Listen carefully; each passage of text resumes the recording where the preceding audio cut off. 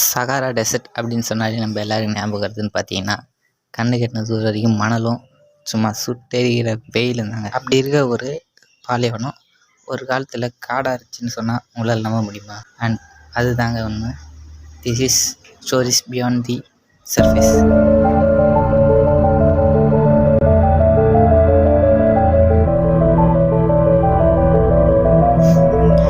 பார்த்தீங்கன்னா, ஹென்ரிச் பார்த் அப்படின்ற ஒரு ஜெர்மன் எக்ஸ்ப்ளோரர் மிட்-80s சகாரா பாலைவனத்தில் ஒரு பயணம் செய்கிறாரு. அப்படி செய்யும்போது சில ரிசர்ச்சஸ்லாம் செய்கிறாரு. அந்த செய்கிற இடத்துல அவர் எதிர்பார்க்காத விஷயமா ஒரு குகை ஓவியம் கிடைக்குது.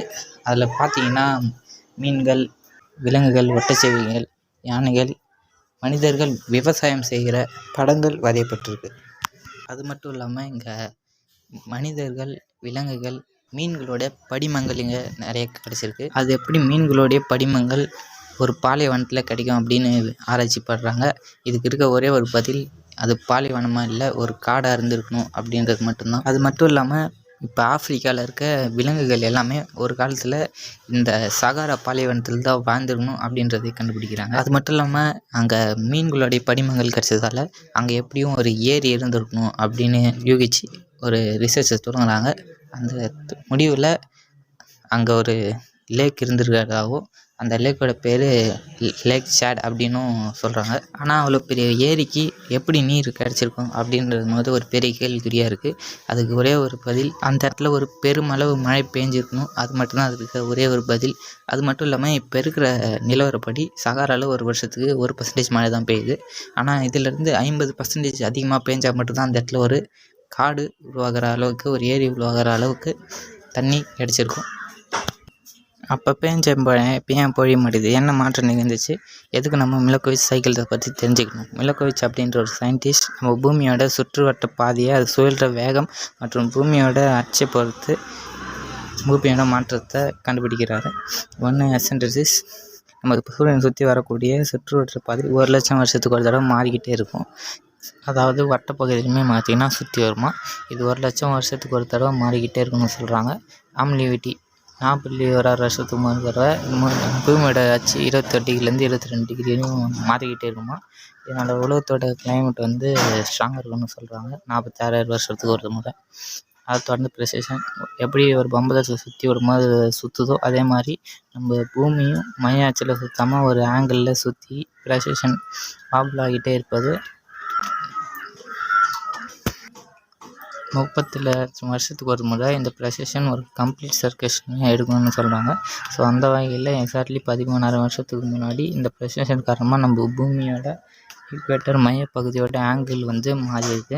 அதாவது கிட்டத்தட்ட சகாரா பாலைவனம் சூரியனை பார்த்தபடியே அந்த சமயத்தில் இருந்திருக்கு. இதன் காரணமாக இது சகாரா பாலைவனம் இருக்கக்கூடிய சோலார் ரேடியேஷன் சூரிய வெப்பத்தை காட்டிலும் 7% அதிகமாக இருந்த சமயத்தில் இந்த சகாரா பாலைவனம் மேலே விழுந்திருக்குமா. வழக்கத்தை விட அதிகமான டெம்பரேச்சர் இந்த சகாரா பாலைவனத்து மேலே விழுந்ததால் அதிக டெம்பரேச்சரோட அதிக வெப்பத்தோட மேலே எழும்பி வந்திருக்கு. பட் அதுவே பக்கத்தில் இருக்கக்கூடிய அட்லாண்டிக் ஓஷனில் இருக்கக்கூடிய காற்று கம்பேரிட்டிவ்லி லோ டெம்பரேச்சரில் இருந்த அந்த காரணத்தினால ஆப்வியஸாக ஒரு லோ ப்ரெஷர் ரீச் வந்து அங்கே ஃபார்ம் ஆகிருக்கு. இந்த லோ ப்ரெஷர் ரீஜனை ஃபில் பண்ணுறதுக்காக அந்த காற்று மழையோடு சேர்த்து சகாரா பாலைவனத்தை கம்ப்ளீட்டாக நினச்சிருக்கு.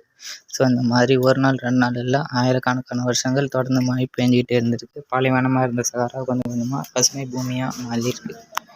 மழை பொழிய அந்த இடத்துல வளரக்கூடிய மரங்கள் திரும்பவும் அதிகமான மழையை அந்த பாலைவனத்துக்கு கொண்டு தாங்க சொல்கிறாங்க. அண்ட் இது கிட்டத்தட்ட 6,000 வருஷங்களாக நீடிச்சிருந்துருக்காங்க. இந்த கேப்பை தான் ஆஃப்ரிக்கன் ஹியூமிட் பீரியட் அப்படின்னு சொல்கிறாங்க. ஸோ அதிகமான மழை இந்த மரங்கள் மட்டும் இல்லாமல் அங்கே இருக்கக்கூடிய டிப்ரெஷனில் நிறைய தண்ணீரையுமே தேக்க ஆரம்பிச்சிருக்கு. இந்த பெரிய ஏரி குளங்களை இந்த சகாரா பாலைவனத்தில் உருவாக்க ஆரம்பிச்சிது. அதில் ஒன்று தான் லேக் மெகாசாட். இப்போ மட்டும் அந்த ஏரி இருந்துச்சுன்னா மிகப்பெரிய ஃப்ரெஷ் வாட்டர் லேக் அது இருந்திருக்குமா. நிறைய வகையான மீன்களும் இந்த மிட் பர்சன் சகாராவில் வாழ்ந்துட்டு இருந்தால் எல்லா வகையான உயிரினங்களும் கொஞ்சம் கொஞ்சமாக சகாராவில் வர ஆரம்பிச்சது. மனிதர்களுமே இந்த இடத்துல இடம்பெயர்ந்து வந்ததாக சொல்கிறாங்க.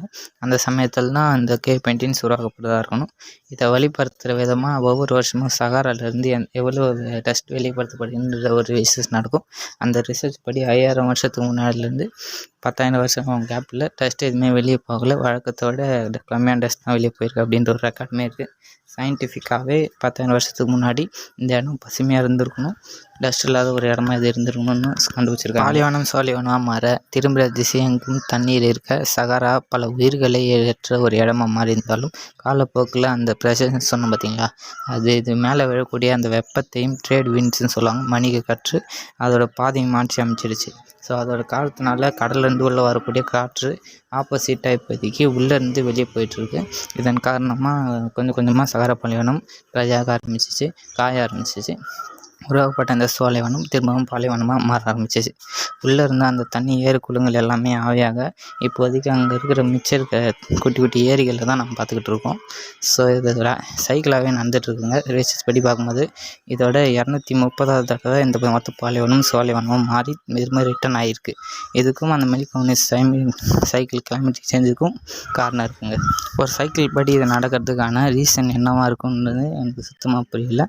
இதுக்கப்புறம் ஒரு 14 மணி வருஷத்துக்கு அப்புறம் தான் இந்த பிரசன்ட் சைக்கிள் கம்ப்ளீட் ஆகும். அந்த சமயத்தில் இந்த சகாரா பாலைவனம் மறுபடியும் சோலைவனமாக மாறுங்க.